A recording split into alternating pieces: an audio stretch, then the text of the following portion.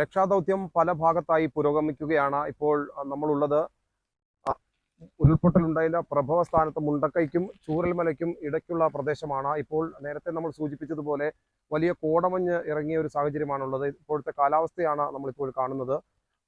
ഇവിടെ JCB-കൾ, വലിയ തോതിലുള്ള JCB-കൾ ഇവിടേക്ക് എത്തിച്ച് രക്ഷാപ്രവർത്തനം പുരോഗമിക്കുന്നുണ്ട്. ഇവിടെയും 100-ലധികം വരുന്ന രക്ഷാപ്രവർത്തകർ ഇപ്പോഴും രക്ഷാപ്രവർത്തകരാണ്. ഇതിനൊരു തടസ്സം ഈ കാലാവസ്ഥ തന്നെയാണ്. ഈ ഭാഗത്തൊക്കെ വലിയ പാറക്കല്ലുകൾ നമുക്ക് കാണാൻ സാധിക്കും.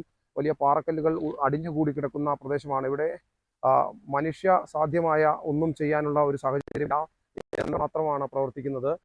അതോടൊപ്പം തന്നെ നാശനഷ്ടമുണ്ടായ ഒരു പ്രദേശം, ഇവിടെ ഉറ്റവരെ തേടിയെത്തുന്നവർ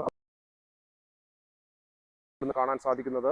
നമ്മൾ ഈ കാണുന്ന പോലെ ഈ ഉൾപൊട്ടലുണ്ടായ ഈ ഒരു ഒലിച്ചു വന്ന വീടുകൾ, വലിയ 2 നില വീടുകൾ ഉൾപ്പെടെ ഒലിച്ചുപോയ ഒരു പ്രദേശമാണിത്. വലിയ ഭീമാകാരമായ വലിയ പാറക്കല്ലുകൾ വന്ന് അടിഞ്ഞുകൂടി കിടക്കുന്ന ഒരു പ്രദേശം. ഇവിടെ ആദ്യഘട്ടത്തിൽ തന്നെ സാധ്യമായ രക്ഷാപ്രവർത്തനങ്ങളെല്ലാം തന്നെ നടന്നിരുന്നു. ചില വീടുകളുടെ തറ മാത്രമാണ് ഇപ്പോൾ അവശേഷിക്കുന്നത്. ഇവിടെ എല്ലാം തന്നെയുള്ള രക്ഷാപ്രവർത്തനം നടത്തിയിരുന്നു. ഇവിടെ ആളുകളെ തിരഞ്ഞുള്ള രക്ഷാപ്രവർത്തനം ആദ്യഘട്ടത്തിലും നടന്നിരുന്നു. പിന്നീട് ഇപ്പോൾ ആദ്യഘട്ടത്തിൽ നടന്നതിന് ശേഷം ഇപ്പോൾ യന്ത്രങ്ങൾ കൊണ്ടുവന്നുള്ള പരിശോധനയാണ് ഇപ്പോൾ നടക്കുന്നത്. ഇതിന് തടസ്സമായി വലിയ മൂടൽമഞ്ഞാണ്. കഴിഞ്ഞ ദിവസം നമ്മൾ ഇവിടെ എത്തുമ്പോൾ അങ്ങ് ദൂരേക്ക് മല പൊട്ടി ഒഴുകി വന്ന ദൃശ്യങ്ങളടക്കം കാണാമായിരുന്നു. പക്ഷേ ഇപ്പോൾ മൂടൽമഞ്ഞാണ്, ഒപ്പം മഴയും കനത്ത് പെയ്യുന്നു എന്ന സാഹചര്യമാണ് ഇപ്പോൾ ഇവിടെ നിന്ന് പങ്കുവയ്ക്കാൻ കഴിയും.